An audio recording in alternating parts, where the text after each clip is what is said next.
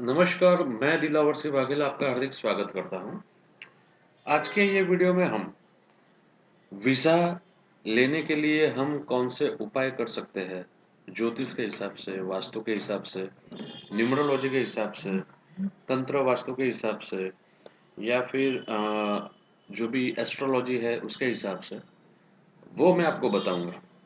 देखिए, वीज़ा लेने के लिए लोग बहुत ही मुश्किलों का सामना करते हैं। कई लोग ऐसे होते हैं जो अपना घर-बार, मकान, ज़मीन वो बेच के भी इसके लिए प्रयत्न करते हैं। कई लोग ऐसे होते हैं कि जो 1 बार, 2 बार, 3 बार वीज़ा के लिए अपीयर होते हैं, लेकिन उनको वीज़ा नहीं मिलता। तो ये सारी दिक्कतों को देखने के बाद मुझे ऐसा लगा कि मैं हो सकता है इसमें आपकी कुछ मदद कर सकता हूँ। मैंने मेरे अभी तक का जो भी मेरा सफ़र है ज्योतिष और वास्तु का है, जो मेरा क्षेत्र है उसमें, प्रैक्टिकली मैंने जो भी उपाय लोगों को वीज़ा के लिए किए, वीज़ा मिलने के लिए, उसमें से कुछ उपाय जो है, मैं आपके साथ शेयर कर रहा हूँ। तो देखिए, सबसे पहले मैं एक बात बता देना चाहता हूँ, वीज़ा मिलना भी एक नसीब की बात तो है, क्योंकि कई बार बहुत इंटेलिजेंट व्यक्ति जो है, वो जाते हैं, उनको वीज़ा नहीं मिलता। कई बार सामान्य इंसान जाता है, उनको वीज़ा मिल जाता है। तो यहाँ यहाँ पे कहीं न कहीं आपका लक आप नसीब जो है वो काम करता है। लेकिन फिर भी अगर आपकी कुंडली में कुछ योग है परदेश जाने के, लेकिन कुछ हर्डल्स आ रहे हैं, तो मैं जो आपको जो उपाय बताने जा रहा हूँ, वो उपाय आप कर सकते हो। क्योंकि ये उपाय करके मैंने रिज़ल्ट लिए हैं, लोगों को वीज़ा मिला है। तो आप भी अगर ये उपाय करोगे तो मुझे विश्वास है आपको भी रिजल्ट मिलेगा। तो सबसे पहले हम ध्यान में रखें कि एस्ट्रोलॉजिकल हम क्या कर सकते हैं। तो देखिए, ज्योतिष में प्रदेश गमन का एक योग है कि फोर्थ हाउस चतुर्थ भाव जो है मातृभूमि का, वहाँ पे पाप ग्रह होने चाहिए या पाप ग्रहों की दृष्टि होनी चाहिए। तब परदेश जाने के योग जो है वो बलवान बनेंगे। देखिए, फोर्थ हाउस जो है वो है हमारे मातृभूमि, हम जहाँ पे रह रहे हैं वो जगह। वहाँ पे पाप ग्रहों की इफेक्ट होगी, असर होगी, तभी इंसान वो छोड़ सकेगा, वहाँ से कहीं और जा सकेगा, स्थलांतर वो कर सकेगा। कहने का मतलब, ज्योतिष में फोर्थ हाउस जो है वो डिस्टर्ब होना चाहिए, पाप ग्रहों की वहाँ पे असर होनी चाहिए। और जो बात है कि भी चर लग्न जो है, यानी 1 4 7 10 या चर राशियाँ यानी 1 4 7 10 यानी मेष, कर्क, तुला और मकर, ये जो चर राशियाँ है उसमें ज़्यादा ग्रह हो, वही आपका लग्न हो, वही राशि हो, तो भी आपके जाने के चांसेस जो है बढ़ जाते हैं। मैं एक बात बताना चाहता हूँ, सबसे पहले तो आपकी कुंडली में परदेश जाने के योग होने चाहिए, तभी आप कुछ उपाय करेंगे, आपको रिजल्ट मिलेगा। अगर आपकी कुंडली में चतुर्थ भाव में शुभ ग्रह है या शुभ ग्रहों की दृष्टि है, चंद्र से 12वें भाव में शुभ ग्रह है या लग्न से 12वें भाव में शुभ ग्रह है, तो प्रदेश जाने के चांसेस जो है वो कम हो जाएंगे और वीज़ा मिलने के जो चांसेस है वो भी कम हो जाएंगे। तो देखिए, आपको ध्यान रखना होगा कि भाई फोर्थ हाउस में पाप ग्रह एक से ज़्यादा हो या उनकी दृष्टि हो। दूसरी बात है, लग्न से 12वें भाव में पाप ग्रह हो, जैसे कि शनि, राहु, केतु, मंगल, या चंद्र से 12वें भाव में पाप ग्रह हो, तो परदेश जाने की संभावना जो है वो बढ़ जाती है। दूसरी एक बात मैं बताना चाहता हूँ, परदेश जाने के लिए वीज़ा मिलने की जो पूरी प्रोसीजर है वो गवर्नमेंट के साथ जुड़ी हुई है। अगर आपकी कुंडली में अगर आपकी कुंडली में फॉरेन के योग है तो आप जा सकते हो। दूसरी बात कि आपकी कुंडली में जो कर्म भाव है वो एकदम पॉजिटिव होना चाहिए, क्योंकि वो आपका स्टेटस इंडिकेट करता है। साथ में ही आपकी कुंडली में सूर्य जो है उसका भी बल होना चाहिए, तो वीज़ा मिलने के योग ज़्यादा बनते हैं। तो जब भी आप वीज़ा के लिए अप्लाई करते हो, अपीयर होते हो, तो ये ध्यान रखना चाहिए कि आपका कर्म भाव पे शुभ ग्रहों की दृष्टि होनी चाहिए। साथ में ही सूर्य जो है वो आपका बलवान होना चाहिए, गुरु की दृष्टि में होना चाहिए। और एक बात, वीज़ा के लिए जब भी आप अपीयर होते हो, तब चंद्रमा जो है वो बहुत ही महत्वपूर्ण प्लैनेट बन जाता है। तो जब चंद्रमा शुभ ग्रहों को मिलने जा रहा हो गोचर में, जैसे कि भी बुध है, शुक्र है, गुरु है, या फिर उनकी दृष्टि में आता हो, या अपनी राशि में बलवान होता हो, आपकी जो कुंडली है, उसमें जो भी चंद्र के लिए अच्छे भाव कहे गए हैं, 3, 6, 7, 9, 10, 11, वहाँ पे अगर चंद्रमा है, तो वो टाइम पे अगर आप अपीयर होंगे, यानी वैसी डेट लेंगे आप, तो आपके चांसेस बढ़ जाएंगे। अगर आप एप्लीकेशन कर रहे हैं, कई जगह पे आपको अपीयर नहीं होना आता, लेकिन एप्लीकेशन करनी होती है, तो आप ऐसे टाइम में एप्लीकेशन करें, ताकि वीज़ा मिलने की आपकी संभावना बढ़ जाएगी। ये जो मैंने आपको योग बताया है, वो मेरे जो गुरु है CN शाह सर, उनके बताए हुए योग है। और आपको जान के बहुत ही हैरानी होगी कि उनकी एक्यूरेसी जो है वो 90% से अब है। यानी 10 में से 9 लोगों को वीज़ा मिलता है जो उनके पास जाता है, और वो यही जो चीज़ें हैं उनका ही वो उपयोग करते हैं। तो मैं भी आपको यही बताता हूँ कि आप ज्योतिष में ये ध्यान रखें, या फिर कोई अच्छे एस्ट्रोलॉजर को कंसल्ट करके आप उसमें आगे बढ़िए। तो ये बात हुई एस्ट्रोलॉजी की। अब हम बात करें वास्तु की। तो देखिए, वास्तु में जो 4 दिशा और 4 उपदिशा यानी कॉर्नर है, वो उसमें से जो वायव्य कोना है, वायु तत्व का, ये आपको परदेश ले जा सकता है। और ये जो ईशान कोना है, ये आपको परदेश जाने में दिक्कत दे सकता है। अगर आप परदेश जाना चाहते हैं, वीज़ा आपको मिलना, आपको लेना चाहते हैं, तो आपको ये ध्यान रखना होगा, आपके घर में ये जो नॉर्थ ईस्ट कॉर्नर है, यहाँ पे आपको नहीं रहना है, नहीं सोना है। साथ में ही आपकी जो भी चीज़ें हैं, वो ये जगह पे नहीं रहनी चाहिए, वरना आपके वीज़ा मिलने के चांसेस कम हो जाएंगे। मैंने कई ऐसे लोगों को देखा है जिन्होंने 1 बार, 2 बार, 3 बार अप्लाई करके देखा है, और उनके वीज़ा रिजेक्ट हुए हैं। जब मैंने उनका वास्तु चेक किया, तो मैंने पाया कि वो लोग यहाँ पे ही ज़्यादा टाइम पसार करते थे, सोते थे, उनकी काफ़ी चीज़ें यहाँ पे ही रहती थी। और उसके बाद मैंने उनके चेंजेस करवाए। क्या चेंजेस करवाए? तो उनको शिफ्ट किया ये जगह पे वायव्य में, क्योंकि ये वायु तत्व की कोना है, इसका मालिक है चंद्र। साथ में ही ये गति देने का कार्य करता है। ये जो कॉर्नर है नॉर्थ वेस्ट यानी वायव्य, वो गति देने का एक प्रयत्न करता है। तो यहाँ पे अगर आप सोते हो, आपका ज़्यादातर वक्त निकालते हो, तो भी आपके प्रदेश गमन के वीज़ा मिलने के जो योग है, वो ज़्यादा हो जाते हैं। तो जो लोगों को ये प्रॉब्लम था, उनका मैंने वास्तु किया। और जैसे कि मैं कई तरह के वास्तु करता हूँ, उसमें एक और वास्तु जो है कि अगर आप किसी का मकान नहीं बिक रहा है, तो वो कैसे बिके, उसका भी वास्तु होता है। उसी तरह से मैं वास्तु करता हूँ कि इंसान फॉरेन जाना चाहता है, वीज़ा लेने के लिए अप्लाई कर रहा है, तो उसका भी जो वास्तु करता हूँ, तो उसमें से जो 1-2 नियम है वो मैं आपको बताता हूँ। तो उसमें से महत्वपूर्ण ये भी एक नियम है कि नॉर्थ ईस्ट में से इंसान को निकलना होगा, उसकी चीज़ें निकालनी होगी, और यहाँ पे उसको शिफ्ट होना होगा, यहाँ पे सोना होगा। अगर यहाँ पे कोई ऐसी चीज़ है जहाँ पे वो सो नहीं सकते, तो हो सके तो अपने फ़ोटोग्राफ्स वो वहाँ यहाँ पे रखे, तो भी उसको ये फल मिलेगा। लेकिन उसको यहाँ से तो निकलना ही होगा। आगे और एक मैं बात बताना चाहता हूँ। यहाँ पे हम देखें, ये जो है अलग-अलग जो देश है, उनके राष्ट्रीय चिन्ह है। ये हमारा चिन्ह है।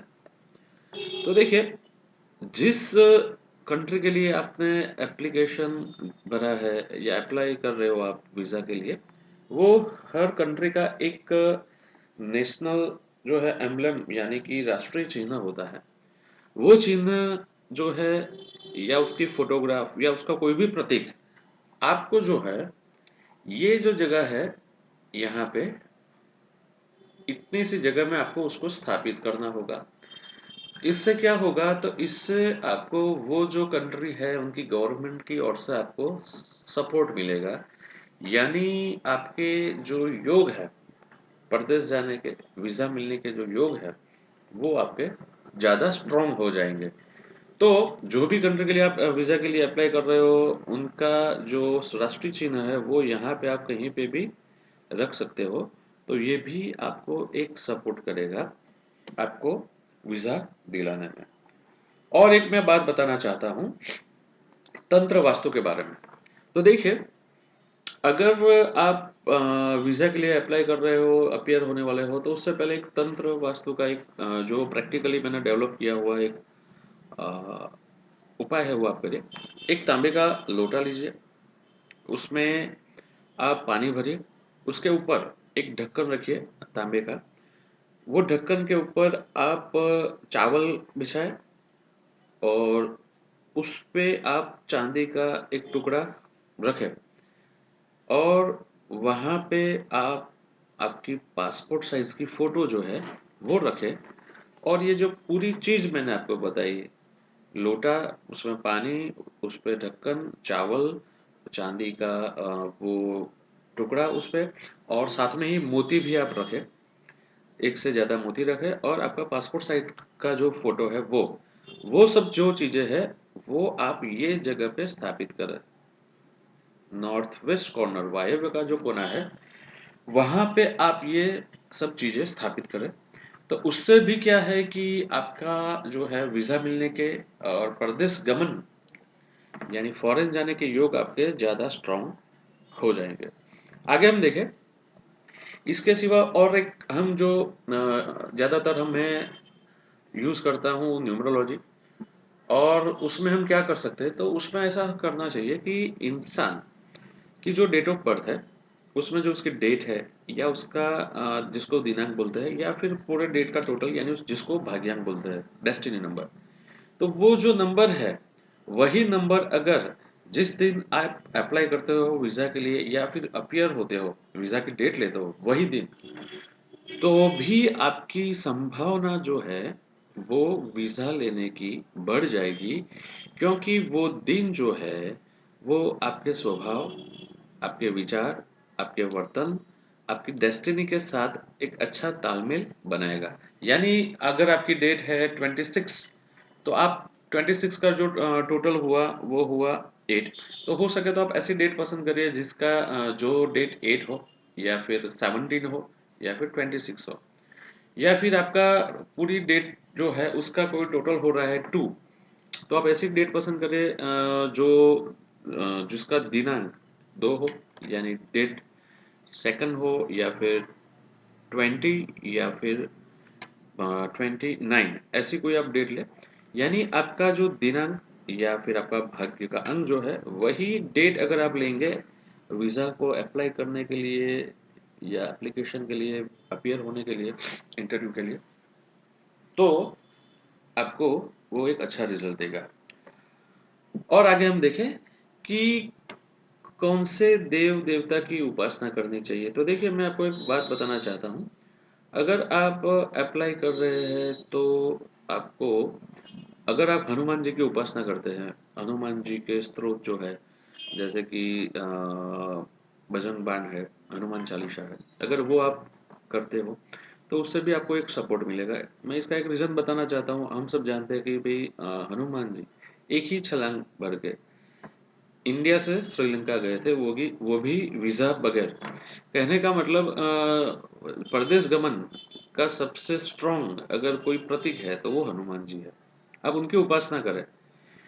मंगलवार को उनके दर्शन करें तो ये भी आपको कहीं ना कहीं वीज़ा दिलाने में प्रदेश गमन में आपको 110% सपोर्ट करेगा जो लोग कोई अलग धर्म के हैं तो वो मैंने बाकी के जो उपाय बताए वो कर ही सकते हैं लेकिन हो सके तो आप हनुमान जी की भी उपासना करें और एक बात बताना चाहता हूँ कि जब आप वीज़ा लेने जाते हो तो आपके सिवाय के जो लोग हैं वो आपके शत्रु है या फिर आपके कॉम्पिटिटर है तो कंपटीशन में जीतने के लिए शत्रु विजय के लिए भी हनुमान जी की उपासना जरूरी है बजरंग बाण आप पढ़े या फिर हनुमान चालीसा पढ़े तो भी आपके लिए अच्छा रहेगा अब हम बात करते हैं कि लाल किताब जो है लाल किताब के भी कई उपाय है जो आपको प्रदेश गमन वीजा दिलाने में हेल्पफुल रहेंगे तो उसमें से एक उपाय जो है मैं आपको बताना चाहता हूँ आपको क्या करना होगा एक पीले रंग का कपड़ा यानी पीले रंग का एक वस्त्र लेना है और उसके अंदर 13 यानी 13 लाल पेन से या लाल स्केच पेन से आपको तीर बनाना है, एरोज बनाना है। और ये बनाने के बाद ये जो पीले रंग का वस्त्र जो है उसको आपको आपके घर के वायव्य कोने में, यानी कि नॉर्थ वेस्ट में, जहाँ पे भी विंडो हो वहाँ पे उसको लगा देना है। और इस तरह से लगाना है कि हवा आने से वो हिलना चाहिए। इस तरह से आप अगर ये उपाय करते हो, लाल किताब का बहुत ही अच्छा उपाय है। कई लोग जो है वो ये उपाय करते हैं और उनको रिजल्ट भी मिला है। तो ये एक उपाय जो है वो भी आप कर सकते हो। आगे हम देखें ड्रेसिंग सेंस। देखिए वीज़ा लेने के लिए जब आप जाते हो, अपीयर होते हो, तो आपका जो इम्प्रेशन है वो फर्स्ट इम्प्रेशन बहुत ही मायने रखता है। तो आपका ड्रेसिंग सेंस अच्छा होना चाहिए। तो यहाँ पे मैं कुछ बातें बताना चाहता हूँ। जैसे कि आपकी जो भी राशि है वो राशि जो है उसके कलर्स है। तो वो राशि के कलर्स के हिसाब से आप आपका ड्रेसिंग जो है वो रख सकते हो। जैसे कि मेष राशि के लिए light orange, light yellow, pink. वृषभ राशि के लिए पिंक, वाइट, स्काई ब्लू। मिथुन राशि के लिए ग्रीन या फिर डार्क ग्रीन, बॉटल ग्रीन। इस तरह से हर एक जो राशि है उनके कलर है वो आप यूज कर सकते हो। और दूसरी बात, जिस वार को, यानी जो वार को आप जाते हो वो हर एक ग्रहों के आधारित वार होता है। तो देखिए जैसे कि रविवार है तो आप ऑरेंज कलर या फिर क्रीम कलर पसंद कर सकते हो। अगर सोमवार है तो आप उसमें भी लाइट ऑरेंज वाइट कलर पसंद कर सकते हो। अगर मंगलवार है तो पिंक, रेड या फिर लाइट येलो पसंद कर सकते हो। अगर बुधवार है तो आप ग्रीन या फिर लाइट ग्रीन, डार्क ग्रीन, ऐसे शेड आप पसंद कर सकते हो। अगर गुरुवार है तो आप लाइट येलो या फिर क्रीम या फिर लाइट ऑरेंज, ये कलर आप पसंद कर सकते हो। अगर शुक्रवार है तो आप भी cream colour, white colour, pink colour, ये जो है आप यूज़ कर सकते हो। अगर शनिवार है तो आप यूज़ कर सकते हो इसके लिए बैंगनी कलर जो है, ब्लैक कलर जो है, या कोई भी डार्क शेड जो है वो आप यूज़ कर सकते हो। तो हर जो है वार उनके अलग अलग रंग है वो आप यूज़ कर सकते हो। और साथ में एक्स्ट्रा में आप कर सकते हो कि आपकी जो राशि है उसके हिसाब से जो भी कलर आपकी राशि के हिसाब से सूट होता है, हर राशि का एक कलर है, तो उसका भी आप यूज़ कर सकते हो। तो ये जो पूरी जो चीज़ें हैं आप कोई भी अच्छे एस्ट्रोलॉजर के साथ कंसल्ट करके ये आप डिटेल पूरी ले सकते हो। और एक बात, आप जो ड्रेसिंग ले रहे हो उसकी जो ब्रांड है वो आप कौन सी लोगे ताकि उसका भी आपको फायदा मिले। तो देखिए आपकी जो भी राशि है या लग्न है उससे 11वें भाव में जो राशि आती है वो राशि की ब्रांड अगर आप लेते हो ड्रेसिंग में, आपको उसका फायदा मिलेगा। क्योंकि 11वां भाव जो है वो लाभ भाव है और वो हमें हमेशा लाभ दिलाता है। तो वो आपके लिए अच्छा रहेगा। या फिर आपकी राशि या लग्न से 10वें भाव में जो राशि है वो राशि की ब्रांड ले सकते हो। 9वें भाव में जो है वो आप ले सकते हो। तो इस तरह से ये भी एक उपाय जो है आप कर सकते हो। आशा रखता हूँ ये जो भी मैंने आपको रेमेडीज बताई है वीज़ा लेने के लिए वो आपको हेल्पफुल होगी। और जो भी आप गलत खर्च करते हैं, जो भी है, हो सके उसमें आपको जितनी भी मदद मिले ये अच्छा रहेगा। और एक बात बताना चाहता हूँ कि वीज़ा मिलने के लिए नसीब अच्छा होना चाहिए। अगर आपको जो भी एजेंट है वो गलत मिल गया तो भी कई बार प्रॉब्लम होता है। यानी अच्छा प्लानिटरी पोजीशन आपको अच्छा एक एजेंट दिलवाती है या अच्छी ट्रैवल एजेंसी के साथ संपर्क कराती है। तो ये पूरा भी एक ज़रूरी बात है। तो देखिए सबसे पहले आपको ध्यान रखना होगा या चेक करवाना होगा कि आपकी कुंडली में फॉरेन के योग है या नहीं। उसके बाद ही आप ये सब जो भी प्रोसीजर है वो करें। आशा रखता हूँ ये वीडियो आपको पसंद आएगा और आप इसके उपाय जो है वो करिए और जो भी फीडबैक है पॉजिटिव नेगेटिव मुझे दीजिएगा। मुझे विश्वास है कि आपको वीज़ा मिलेगा। ये उपाय करिए, आपको ज़रूर वीज़ा मिलेगा। Thank you, happy travelling.